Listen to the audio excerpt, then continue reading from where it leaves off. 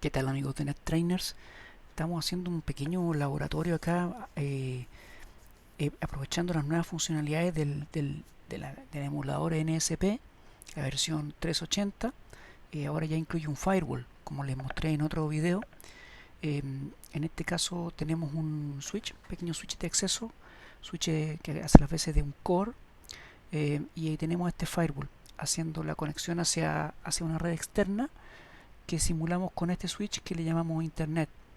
Entonces, en este laboratorio estamos como de alguna forma configurando los temas básicos que pueden haber en un switch. ¿Ya? Si básicamente lo analizamos un poco lo que hay, estos switch, estos firewalls siempre piden definir una password de consola. ¿Ya? Cuando uno ingresa por primera vez, tienes que definirla, siempre. ¿Ok? Entonces, nosotros acá lo primero que hicimos fue activar el servicio SSH en este firewall. Bueno, para ello tuvimos que crear un usuario. Todas estas líneas que ustedes ven son parte de la configuración por defecto del switch, ¿ya? Entonces, básicamente en el modo AAA creamos un usuario que es el admin SSH. Se escribe así como manager user. Manager user admin SSH es el user. Le pusimos una password. Este usuario va a ser para conexiones de tipo SSH, o sea, un service type SSH, y le damos un level, un nivel de privilegio. Por otro lado, también, si nos vamos más abajo, en la parte del, de las líneas BTI, también tienen que estar las líneas BTI, ¿no es cierto?, activadas. Bueno, por otro lado, el servicio SSH tiene que ser activado como STelnet Server Enabled, y es igual que en los routers, ¿ya? Y en las líneas BTI tenemos que poner, ¿no es cierto?, como en este caso nuestro usuario lo creamos en el modo AAA, la autenticación va a ser, el modo de autenticación es de tipo AAA. El nivel de privilegio que le vamos a dar a ese usuario, que es el administrador, ¿no es cierto? Y, y también, ¿no es cierto?, tenemos que hacer estos comandos intermedios, digamos, que son un poco lo mismo. Esto antes los routers se tenía que hacer, pero actualmente ya no, pero acá en el firewall sí es necesario, que es el SSH user. Hay que definir al usuario con que se va a loguear el administrador de SSH. eh, Va a utilizar una password, ¿no es cierto? Y el servicio que se le asigna a ese usuario es el STelnet. ¿Mm? En realidad, según las guías de Huawei, es necesario hacer esto, aunque, claro, uno dice, ¿para qué si ya lo definí en el AAA? En el AAA, ¿no es cierto?, ya habíamos dicho esto, creamos un user que le dijimos que Service Type es SSH, pero la verdad es que es necesario hacerlo según las guías de configuración de Huawei. Eso es simplemente para crear el servicio SSH. Y después simplemente tenemos que crear el par de llaves público-privada, que aquí no aparece, que es con el comando create, ¿no es cierto? Create o crypto, no, RCA, ¿no es cierto? Perdón, RCA local key pair create. Con eso ustedes crean el par de llaves público-privada para que en el fondo se crea el certificado digital para que se pueda conectar por SSH a la máquina. Eh, y después, eh, ¿qué otra cosa? Por ejemplo, necesitamos activar que el firewall pueda definir cuál es la zona no segura y cuál es la zona segura. Bueno, eso se hace dentro de estos firewalls, ¿no es cierto? También les voy a mostrar. Acá se tienen que crear lo que se llaman las zonas. Ok, entonces eso está un poco más abajo. Les voy a mostrar esta sección, bastante simple, y para los que ya tienen algún conocimiento en firewall es bastante trivial, a pesar de que la comandería es diferente a otros firewall. Por ejemplo, acá se fijan, firewall zone trust, tenemos ese firewall zone trust o zona de firewall de confianza, en donde simplemente agregamos la puerta giga 000. La puerta giga 000 es esta puerta que está acá. Entonces esa puerta está agregada a lo que sería una zona de confianza. Y el Firewall Zone and Trust, estos niveles de prioridad se pusieron por default, ya no los puse yo. Y después tenemos un Firewall Zone and Trust, que ese Firewall Zone and Trust es esta puerta, la que está asignada a la zona de Untrust. Y esa entonces es la giga 100. ¿ya? Entonces con eso están definidas las zonas de trust y untrust, ¿ok? Fíjense que incluso hay una creada por default, una DMZ con prioridad 50, pero eso no la hemos creado nosotros, está por default, ¿ya? Entonces ahora que tenemos definidas las zonas de trust y untrust, se debe crear una política. Y vamos a ver acá, ¿no es cierto? Fíjense, un security policy. Eso se debe crear. Dentro de los security policy vamos a crear reglas. En este caso nosotros necesitamos crear una regla, la que nos va a servir para nuestra topología. Todas las políticas, todas las reglas se crean dentro del security policy. Creamos una que se llama política 1. ¿Y qué le estamos diciendo? Le decimos que lo que viene de la zona trust, o sea, source zone trust, y que va con destino a la zona untrust, y que el origen sea de esta red, porque en realidad acá tenemos la red 10.10.101, que es esta VLAN de acá, y la 10.10.100, que es la VLAN del acceso. Entonces, en el fondo agrupé esas dos redes 10.10.100.0 con un /23, ¿cierto? O sea, lo que viene de ese origen, que viene de la zona untrust y va a la zona untrust, la acción es permitir. Con eso le estamos diciendo entonces que deje pasar las conexiones salientes, ¿ya?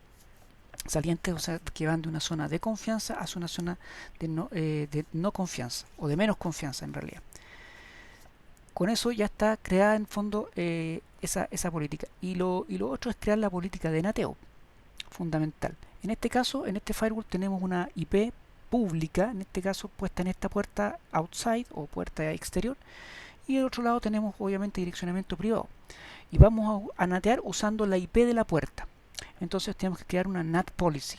Y dentro de todas las políticas de nateo se van a crear bajo el NAT policy. O sea, vamos a crear una regla, en este caso se le llamó NAT Internet, y le decimos lo que viene del origen de la zona trust, ¿cierto? Y que quiere salir o egress interface por la puerta giga 100, entonces, y que el origen, ¿no es cierto?, es de esta red. Entonces que la acción de nateo sea de tipo easy IP. Easy IP es simplemente decirle que usa la IP de la puerta.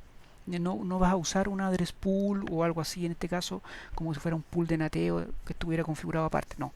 En este caso simplemente usa la IP de la puerta. Con eso está creada la regla de la política de nateo. ¿Se fijan? Y eso es básicamente lo que tenemos puesto en este laboratorio, ¿no es cierto? Acá en este switch. Bueno, aparte de eso, tenemos que crear una ruta por default, ¿cierto? Obviamente, eso se crea igual que si fueran un router, ¿no es cierto? Tenemos que crear una ruta por default en este firewall, ¿cierto? Y también tenemos que crear una ruta estática hacia la red interna, hacia esta red que hay acá. Porque no teníamos un protocolo ruteo acá entre los dos, entre tanto el switch de core como el firewall. No hay un ruteo, no hay un protocolo. Entonces tenemos que hacerlo con rutas estáticas simplemente para este caso. Entonces, acá en este switch de internet tenemos puesto IP y, ¿no es cierto?, desde nuestro PC hacemos un ping, ¿no es cierto?, a la 11111, y con eso estamos saliendo a la internet. Si en nuestro firewall, ¿no es cierto?, hacemos un display firewall session, ¿cierto?, session table, ahí me va a mostrar básicamente lo que está ocurriendo en este momento, que son paquetes ICMP, ¿cierto?, que vienen de la IP 10.10.110, que es el host, ¿cierto?, con ese puerto de origen. Eso se natea, se convierte en la 201.167.37.33, que es la IP de la puerta del firewall. O sea, ahí está hecho el PAT, ¿no es cierto?, con ese puerto, y el destino es el 1111, ¿cierto? Bueno, en este caso no puerto, sino que le inventa básicamente un número de paquete. En el fondo es como una ID de paquete, porque en este caso no son números de puerto porque es tráfico ICMP. Ya es como básicamente una ID de paquete que le da. Por ejemplo, nosotros acá vamos a parar el ping, ¿cierto? Y en este caso, por ejemplo, en este switch que está acá, podemos hacer un telnet. Pues creamos un telnet para podemos hacer un telnet hacia ese switch. Entonces vamos a hacer un telnet hacia allá, admin, ahí entramos. Se fijan, tenemos es para crear una sesión. Tenemos creado una sesión hacia ese firewall. Entonces dentro de hacia ese switch externo, dentro del firewall hacemos la tabla. Fíjense que ahora tenemos una sesión que va del 10.10.101.1, que en realidad es la IP que tiene este switch. Con ese puerto, ahora sí, es un puerto origen. Eso es nateado a la IP 201.167.37.33 con ese puerto origen, y el destino es el 1111 puerto 23. Con eso podemos ver la sesión, una sesión que en este momento está activa, y además nos muestra también el nateo que se está haciendo. También esta opción la podemos hacer con la opción de verbose, ¿ya? Y básicamente en verbose me muestra también los paquetes que han pasado por esa sesión. El next hop que tiene, la puerta por donde está saliendo, que es una conexión que va de la zona trust hacia la zona untrust, ¿ya? Un tiempo de vida, un TTL, un tiempo simplemente de vida de la conexión. Y lo que queda disponible. Lo que pasa es que, claro, si la sesión está inactiva, al cabo de unos minutos, en este caso 20, el sistema la va a botar simplemente. Pero como el NAT, el telnet, algún tipo de actividad puede tener, o keep alive, o qué sé yo, entonces obviamente se va a mantener viva durante un rato. Y bueno, la política en este caso, que es la que se está usando, que es la que permitió este tráfico, en este caso la política 1, ¿ya?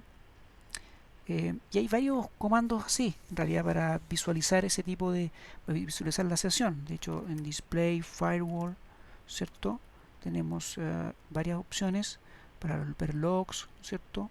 Estadísticas, tráfico. Podemos ver los topene. Los topene en el fondo te muestra qué conexiones son las que están usando más tráfico, o hacia dónde están yendo la mayor cantidad de usuarios. Hay unos comandos top n que se pueden visualizar, pero la verdad es que el sistema dice se demora un tiempo en mostrar, dice se va a demorar 5 minutos en generarte el reporte, pero uno puede visualizar eso, ¿ya? Probablemente en otros laboratorios voy a mostrar un poco más de eso, pero esto es a grosso modo, ¿cierto? Para que pudieran ver que ya podemos trabajar en el emulador Huawei con firewall, y crear políticas, una política muy simple de salida, ¿no es cierto? Un nateo muy simple que básicamente es un PAT, pero ya podemos ir entendiendo cómo opera, que en realidad es distinto a otro firewall. Por ejemplo, el caso del ASA, si la configuración cambia, es diferente derechamente. Pero para los que ya tienen conocimiento en algún tipo de otro firewall, no costaría nada aprender, porque es bastante intuitiva la línea de comando, y fácil de interpretar, ya cuando uno crea estas zonas de trust y untrust, y le da el permiso para que desde ciertas zonas se puedan generar conexiones hacia otra zona. Ok, eso es lo que le quería mostrar en esta oportunidad.